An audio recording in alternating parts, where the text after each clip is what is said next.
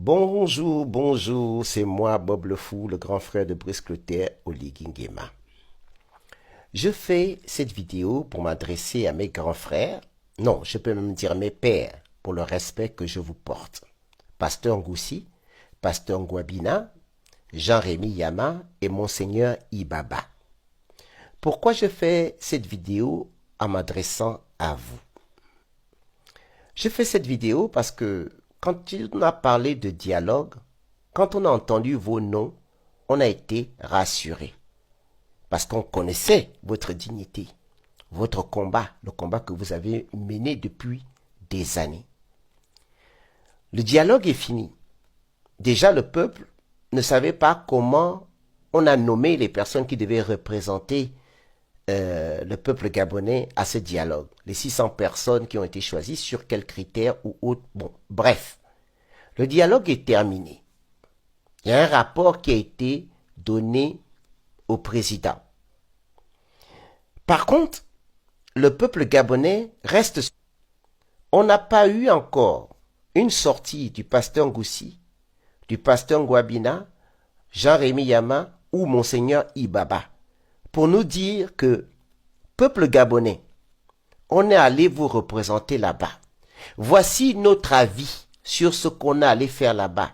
Voici nous faire un résumé de vous à nous. On ne dit pas résumé du CTRI au peuple, mais un résumé des personnes, des cautions morales qu'on a en vous, qui sont partis, qui ont été choisis pour ce dialogue. On n'a pas eu ce retour. Et on a une impression, parce qu'on nous a dit que il devait y avoir dialogue et que le peuple devait choisir ce qui devait être validé. Mais on voit que non. On parle plutôt d'un comité de suivi de ce qui a été décidé au dialogue. Mais on ne nous dit pas quand est-ce le peuple va valider ce qui a été dit au dialogue. On nous a parlé de référendum, mais on nous dit que le référendum, ce n'est que pour parler de la Constitution, ou bien pour valider la Constitution. Mais dans cette Constitution-là que vous mettez en place, qu'est-ce que vous validez pour mettre dans la Constitution que nous allons voter demain? Et qui c'est qui valide ça? À quel moment on valide les points qu'on met dans la Constitution? Parce que nous commençons à entrevoir des décisions. On commence à nous amener vers un régime présidentiel. Est-ce que c'est le peuple gabonais qui a voté pour le régime présidentiel? Quelle autre alternative on nous offre? Parce qu'on sait qu'on parle aussi de régime parlementaire. Mais là, on est plutôt dans la théorie d'un hyper-président qui a tous les pouvoirs. Et vous savez bien que quand un président a tous les pouvoirs, il peut être sous la coupole des multinationales et on peut lui imposer des choses qui ne sont pas pour le peuple. Voilà pourquoi nous avons peur de ces régimes, en disant qu'un régime présidentiel, attention, on va donner trop de pouvoir à mon petit frère Brice Clotaire Oligui Nguema. Jusqu'à maintenant, donc, Pasteur Ngoussi, Pasteur Ngouabina, Monsieur Jean-Rémy Yama, Monseigneur Ibaba, vous n'avez pas fait de conférence de presse où vous donnez votre avis réel sur ce que vous avez vécu pendant le dialogue. Donc nous sommes en train de constater que ce que vous avez fait au dialogue là-bas, nous on n'était pas là-bas, mais nous sommes en train de constater que tout ça c'est en train d'être mis en place. Mais on ne sait pas à quel moment nous, le peuple gabonais, on aura des mots à dire.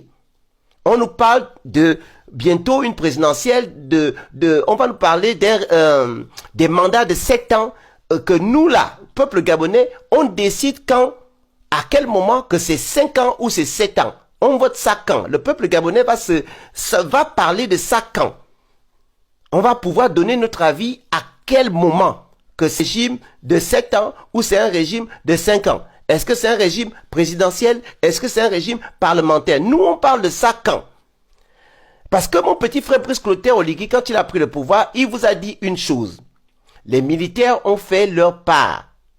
C'est au tour de l'église, des pasteurs, de la population, de la société civile de faire votre part. Ça veut dire que, aujourd'hui, ce qui a été décidé pour le dialogue et ce qui est en train d'être appliqué, ça ne vient pas de Brice Clotaire Oligui Nguema, mais ça vient des personnes morales, des cautions morales, ayant de la dignité, qui sont allés au dialogue. Puisque vous ne nous dites rien après le dialogue, ça veut dire que quelque part, vous êtes déjà en train de valider ce qui a été dit au dialogue.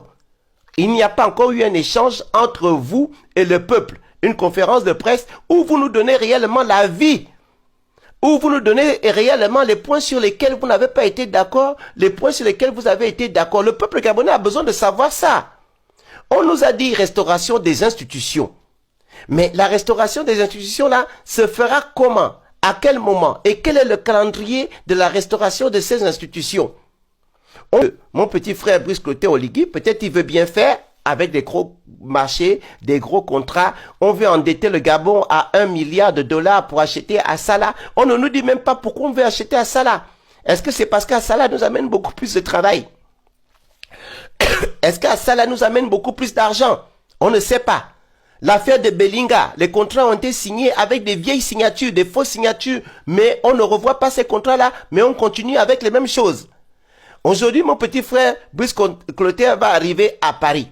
On voit qu'il recommence avec les mêmes choses d'Ali Bongo. On va, le MEDEF, on va voir les grosses multinationales, les firmes françaises, qui depuis 60 ans, on n'a pas vu ce que le Gabon a bénéficié de ça. Qu'est-ce que le Gabon, on a bénéficié de ces contrats à quel moment? La dette du Gabon ne fait que monter. On est bientôt à près de 8 000 milliards. Les enquêtes qui ont commencé ne sont pas là. Pourquoi je vous interpelle? Parce que à chaque fois que nous on dit qu'on ne comprend rien, on nous dit taisez-vous. Vous n'étiez pas au dialogue. Il y a quand même Pasteur Ngoussi, il y a quand même Pabina, Monsieur Jean-Rémy Yama, Monseigneur Ibaba, ce n'est pas n'importe qui. S'ils étaient là-bas, et si jusqu'à maintenant ils ne disent rien, ça veut dire que ce qui a été décidé là-bas, ce sont des bonnes choses. Donc je suis en train de vous alerter, mes papas, que tout ce qui se passe maintenant, à partir du moment où vous ne dites rien, demain, on va dire que c'est vous qui avez validé ça. Puisque vous ne nous dites rien. Et puisque le bateau Gabon est en train d'aller dans une direction où plusieurs Gabonais commencent à se poser des questions que nous allons où? Mes pères, mes papas, si vous ne nous dites rien, eux ils sont en train de prendre la caution, ils sont en train de vous prendre comme caution en disant que comme vous avez été là-bas, vous avez travaillé avec eux, que donc tout ce qui a été dit là-bas, tout ce qui sera décidé pour le Gabon, vous êtes dedans et vous validez ça. C'est ce qui se dit. C'est ce qu'on nous envoie au visage. Pour nous qui disons que nous ne voyons pas clair. On nous parle d'un référendum. Il y aura quoi dans ce référendum?